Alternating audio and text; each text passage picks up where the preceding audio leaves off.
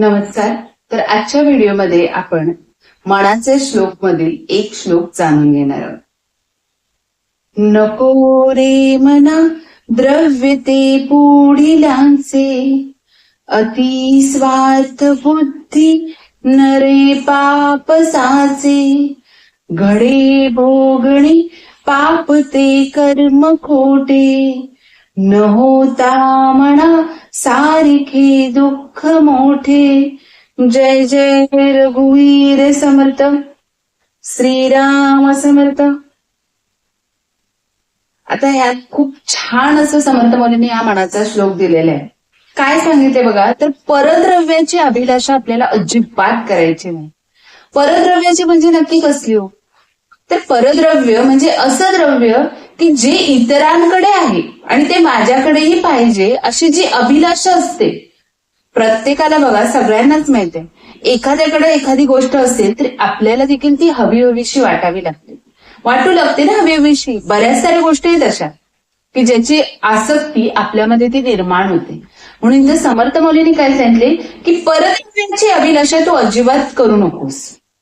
कारण अशा स्वार्थीपणातून परद्रव्य प्राप्ती जरी झाली तरी त्याचं काय होतं, पापाचरणच तुझ्याकडून घडणार आहे. कारण ती एक अभिलाषा असते, ती एक आसक्ती असते, ओढ असते, जी की आपल्यातही व्हावी असं आपल्याला वाटत राहतं.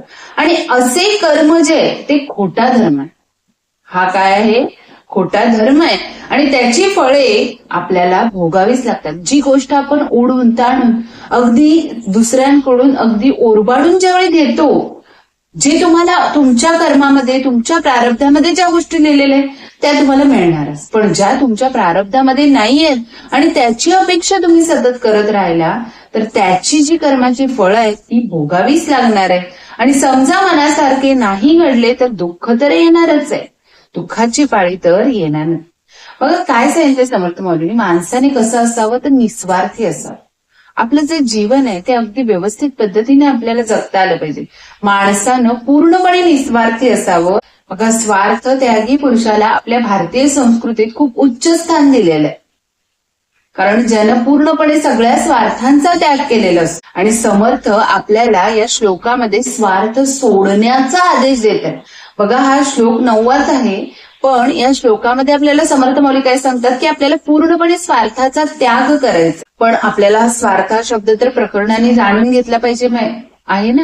आणि स्वार्थ म्हणजे नक्की काय, तर हे देखील आपल्याला माहित असणं गरजेचं आहे. स्व अधिक अर्थ, बरोबर, जसं की आपण फोड करून मराठीमध्ये व्याकरणामध्ये शिकतो तसं स्व अधिक अर्थ. स्व म्हणजे काय, आपल्याला पाहिजे, हवंसं वाटणं, ह्या सगळ्या गोष्टी आहे. त्याचा अर्थ काय होतो, स्वार्थ किंवा बरोबर आहे ना स्वार्थ. स्व अधिक अर्थ म्हणजे स्वार्थ. तर बघा, जोपर्यंत हे शरीर आहे तोपर्यंत निस्वार्थी होणं हे जरासं कठीणच आहे. कारण अगदी लहान वयापासून ते मोठं होईपर्यंत आपण प्रत्येक गोष्टी स्वार्थ हा असतोच, नाही असं नाही. प्रत्येक गोष्टी आपल्याला हव्याशा वाटतात. कोणीही पूर्ण वैरागी बनलेला नसतो. त्यामुळे सगळ्यांनाच या गोष्टी हव्याशाच वाटतात. आणि प्रत्येकालाच अन्न, वस्त्र, निवारा या गोष्टीची गरज असते. फुटपाथावर काही बरेच दिवस राहू शकत नाही. कधीतरी त्याला वाटतं की आपलं देखील घर असावं, आपण देखील 4 गोष्टी आपल्या घरात असाव्या, आपल्याला अन्न देखील उत्तम स्वरूपाचं भेटावं, असं प्रत्येकालाच हवं असं वाटतं. म्हणजे स्वार्थ इथं आलाच. आता साधूही जरी म्हणलं तरी ते झोपडीतच राहतात ना, असेच थोडी झोपतात, अंथरूण पांघरूणही घेतात. आपण म्हणतो साधू इतके म्हणजे निस्वार्थी असतात, पण ह्या गोष्टी त्यांना देखील लागतात. म्हणजे शरीर धारण्यासाठी कोणत्या ना कोणत्या स्वरूपात तरी अन्न, वस्त्र, निवाऱ्याचा काय करावा लागतो, आपल्याला स्वीकार हा करावाच लागतो. कारण त्याशिवाय आपलं जीवन अगदी व्यवस्थित पद्धतीने आपण जगू शकत नाही. बघा, भुकेला भिक्षा मागावी, जेवढी आपली भूक आहे ना तेवढीच भिक्षा मागावी, पण त्याला भोगविलासाचं रूप प्राप्त होऊन कधीही द्यायचं नाही. समर्थ माऊली देखील बघा, त्यांना जेवढी एका वेळेच्या अन्नाची गरज असायची तेवढीच भिक्षा मागायची. त्यावेळी ते संध्याकाळची भिक्षा कधीही मागून आणायची नाही. त्यामुळे इतकं महत्वाचं सांगितलं की जेवढं आपली भूक आहे तेवढीच भिक्षा मागावी. शंकराचार्यांनी म्हटल्याप्रमाणे स्वादन्यम नतु याच्छात, म्हणजेच काय तर सर्व शरीर भोग प्रामाणिकपणे प्रारब्धाच्या काय असतात, अधीन असतात. पण काय सांगितलंय की देवगतीने गोड मिळाल्यास, काय काय वेळा असं देखील असते की आपल्याला सगळ्या गोष्टी मिळतात, ते फेकू नये, त्याचा उपभोग तर आपण घेतो. म्हणून विधिवशात प्राप्तेन संतुष्ट्या, म्हणजे हे अनायासाने मिळाले, अनायासाने तुम्हाला हे मिळालेलं आहे सगळ्या गोष्टी, अन्न वस्त्र निवारा मिळालं, बऱ्याच साऱ्या गोष्टी मिळाल्या, मग त्याचा जो भोग आहे तो आपण घेतोच, त्याला काय आपण फेकून देऊ शकत नाही. म्हणून समाधानाने आपण स्वीकार करावा. अन्न वस्त्र निवाऱ्याची भूक भागवण्यासाठी संपत्तीची आणि पैशाची तर गरज लागतेच, त्याशिवाय काहीच साध्य होऊ शकत नाही. म्हणून इथं काय सांगितलंय की संसारातील अडचणींचे निवारण करताना पैशाचे पाठबळ लागतेच. म्हणून अगणित संपत्ती गोळा करू नये. पैशाचं पाठबळ लागतं हे सगळ्यांनाच माहित आहे. प्रत्येकाला पैसा हा लागतो जगण्यासाठी. अगदी आयुष्यातल्या रोजच्या ज्या गोष्टी आहेत मुबलक प्रमाणात, ते जगण्यासाठी आपल्याला तेवढा पैसा लागतो. पण अगणित संपत्ती करू नये. आपण पिक्चरमध्ये बघतो कुठले कुठले असे असतात, ईडीची धाड पडतात, त्यावेळी कुठून कुठून पैसे काढतात, भिंतीतून काढतात, पायरीतून काढतात, कुठून.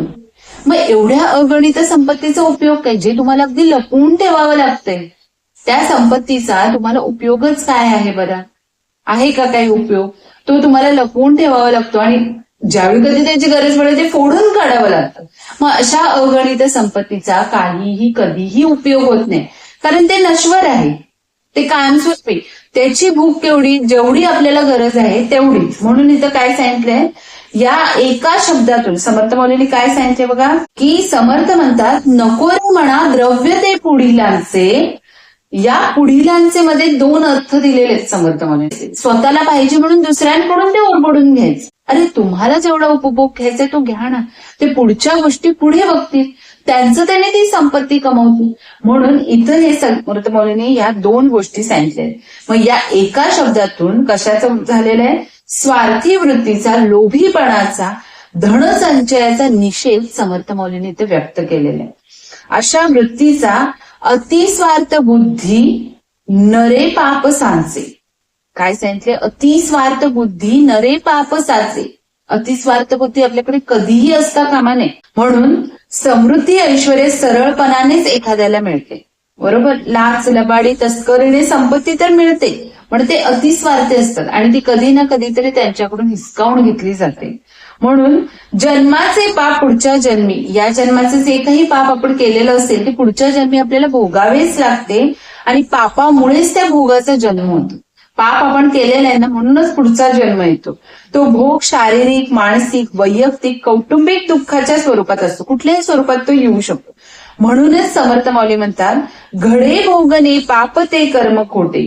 मग अनाचारी संपत्ती सुखाची झोप खाणे देत नाही. बघा किती एखाद्याकडे जर संपत्ती असेल त्याला सुखाची झोप नाही मिळू शकत, पण जो भाकरीचा तुकडा खाऊन राहतो, दिवसभर कष्ट करतो, त्याला 1 सेकंदात झोप लागते रात्री. म्हणून जो जास्त पैसा मिळवण्याच्या मागे लागतो, हव्यासाची आशा करतो, तो कधीही सुखी नसतो. म्हणून सुख समाधानाने ज्यावेळी तुम्ही न उरबाडता मिळवलेली संपत्ती व पैसा थोडी सुखाची झोप आणि समाधानाचे खाणे देते. मग ज्या कर्मामुळे पाप भोगावे लागते ते खोटे, ते करू नये. म्हणून चिंता, काय सांगितलं बघा समर्थ माऊलींनी, चिंता ही खोटे कर्म, व्यसन, स्वैराचार, अनाचार करायला लावते. चिंता जी असते ना, ह्या सगळ्या गोष्टी करायला लावते आणि हे अधपतन आपल्याला टाळता आलं पाहिजे, हे सगळं टाळलं गेलं पाहिजे. मग हसत हसत ज्यावेळी तुम्ही एखादं पाप करता त्यावेळी ते रडत रडत ते भोगावं लागण्याची देखील तयारी आपल्यामध्ये असायला पाहिजे. कारण जे तुम्ही ओरबाडून घेतात ते कधी ना कधीतरी तुमच्याकडून जाणार आहे, कायमस्वरूपी तुमच्याबरोबर कधीच राहणार नाही. म्हणून अगदी छानच हे पापाची परिणिती आपल्याला कधी होते ते दुःखातच होतं. छानच मनाचा श्लोक जो आहे तो समर्थ माऊलींनी हा सांगितलेला आहे. नको रे मना द्रव्य ते पुढीलांचे, अतिस्वार्थ बुद्धी नरे पाप साचे.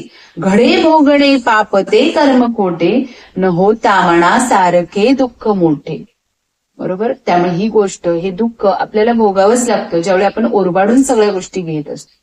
नक्कीच जर कुणाला हा मनाचा श्लोक, त्याचं विवरण आवडलं असेल तर या चॅनेलला लाईक, शेअर आणि सबस्क्राईब करा. जय जय रघुवीर समर्थ.